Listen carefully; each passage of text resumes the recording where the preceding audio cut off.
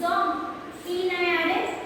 அவன் ஒரு பாயே மறுபடியும் ரிப்பீட் ஆகும்போது நம்ம பேராகிராஃப்ல இப்படி தான் யூஸ் பண்ணுவோம் ஓகேவா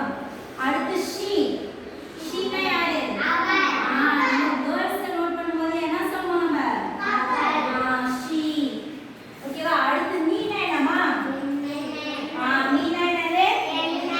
என்னை இல்லாட்டி எனக்கு ஓகேவா அடுத்து யூ யூனா யாரு ஹிம்